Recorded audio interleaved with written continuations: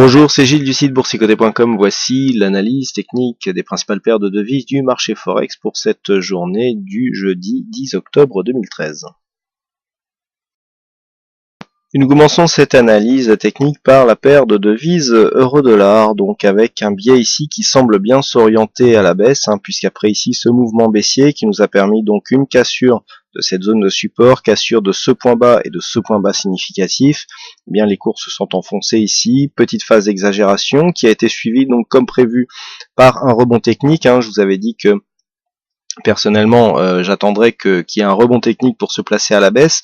Donc là, on a un setup qui fonctionne pour l'instant assez bien, puisque nous avons eu ici phase de baisse avec cassure significative, retour ici sur cette zone de moyenne mobile 20 exponentielle, avec pour l'instant deux hésitations, donc une moyenne mobile 20 exponentielle qui semble s'imposer comme zone de résistance. Donc j'ai personnellement pris position ici sur cette zone de point haut. Nous avons une zone d'invalidation qui est assez haute au niveau de cette zone des 1,36.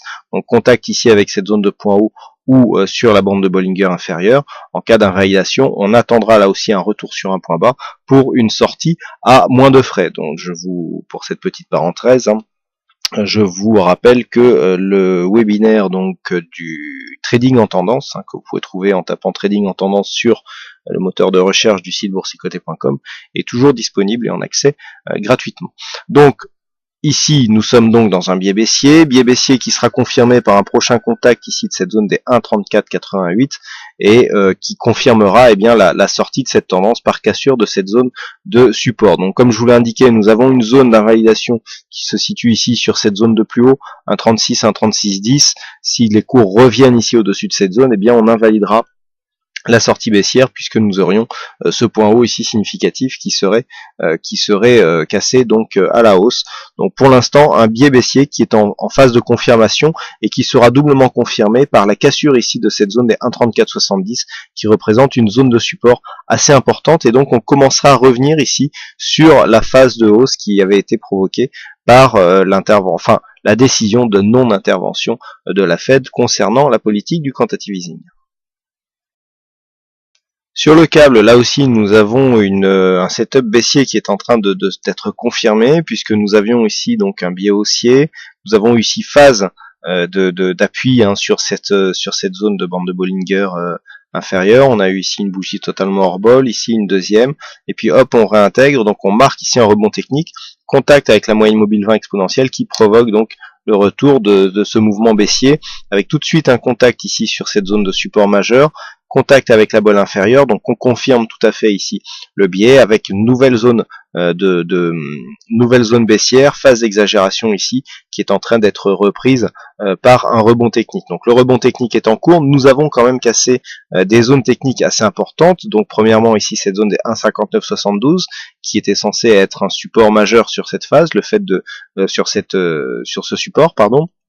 Le fait de venir casser ici et d'avoir retrouvé ici cette zone comme une résistance avant la cassure de ce support oblique qui, je le rappelle, est un support moyen terme, c'était le support ici de ce trend, nous donne énormément de signaux baissiers sur cette phase, avec pour l'instant les cours qui sont en phase de rebond technique sur cet horizon très court terme. Alors ce rebond technique fait suite ici à une exagération baissière. On peut très bien ici remonter en direction de la moyenne mobile 20 exponentielle pour confirmer ici le fait que l'on ait déjà eu une cassure ici fragilise le support, le fait que l'on repasse au-dessus et que l'on redescende est somme toute assez logique, surtout que nous avons ici une autre zone significative qui se situe à 1,60 qui se trouve être de plus une zone psychologique. Donc pour l'instant nous sommes dans une phase de rebond technique, bien ici détectée par les indicateurs. On voit bien ici la zone de survente qui a été relativement marquée, ici un retournement qui se fait en deux temps sur le MACD et donc un rebond technique bien détecté, mais il semblerait que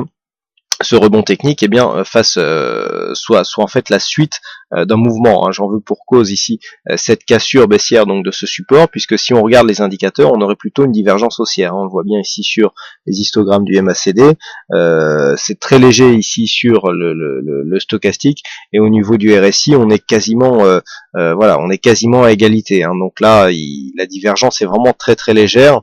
La divergence à elle toute seule nous aurait plutôt plaidé pour un essoufflement de ce flux baissier, mais le fait que l'on ait cassé ici ces deux zones techniques majeures valeur donne de la force quand même à une poursuite d'un mouvement baissier, à moins que une fausse sortie mette tout le monde d'accord et donc donne raison à la petite divergence. Mais pour l'instant, personnellement, je garderai plutôt un biais baissier sur le câble, donc la paire livre sterling contre dollar américain. Et enfin sur le dollar yen, une configuration technique assez particulière, puisqu'après ici avoir une phase de hausse qui nous a provoqué une cassure de cette zone de résistance, les cours sont en train de remonter. Alors nous étions bien ici dans une phase baissière assez régulière, j'avais attiré votre attention ici sur ces allers-retours ici entre la moyenne mobile 20 exponentielle bol inférieur. On avait bien ici cette moyenne mobile qui coiffait les plus hauts de tendance, et puis les cours ici, enfin le flux s'est inversé. On est passé, alors ça s'est vraiment fait d'une manière technique très précise. On a eu ici un quasi-contact, petite phase d'exagération ici très rapide avec ce petit point haut significatif. Retour sur la moyenne mobile 20 exponentielle, et hop, on est tout de suite parti donc pour longer cette bol inférieure. Supérieure, avec une cassure de cette zone de résistance. Alors cassure de zone de résistance qui était tout de fait dans la tendance, mais qui valide ici le changement de flux, puisque nous sommes maintenant repassés dans un flux haussier d'un point de vue court terme. Alors, du point de vue du fond de la tendance, je vous rappelle qu'on était dans une configuration où nous avions ici une phase de consolidation, ici ce support en vert qui est un support de tendance moyen-long terme, puisque nous sommes sur un support donc qui est tracé sur un grand horizon de temps.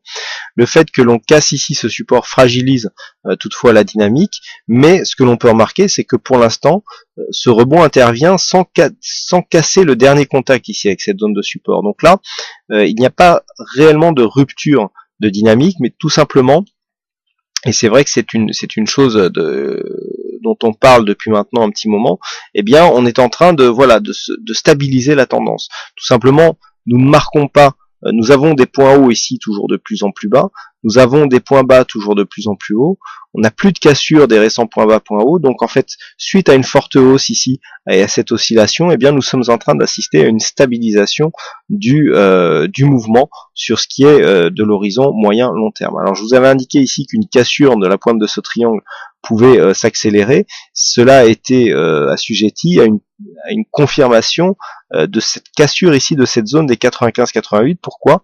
Tout simplement puisque c'est le dernier point de contact significatif avec la zone de support. Donc pour l'instant, cette zone n'est pas cassée, et ce que nous pouvons voir en tout cas, c'est que l'on repart à la hausse de manière assez dynamique, donc sur la vue court terme, mais que du point de vue de la tendance moyen-long terme, nous sommes en train de nous inscrire dans une tendance neutre. Donc ici, des objectifs court terme qui sont définis. Là, le prochain objectif se situe à 98,52. Mais du point de vue du fond de la tendance, on est en train de confirmer, si j'ose dire, une tendance neutre sur l'horizon de temps moyen-long terme. Voilà donc ce que nous pouvons dire sur l'analyse de ces principales paires de devises du marché Forex. Il ne me reste plus qu'à vous souhaiter à toutes et à tous une bonne soirée, bonne chance dans tout votre trade, et on se donne rendez-vous dès demain pour d'autres analyses techniques en vidéo. Bonsoir à tous.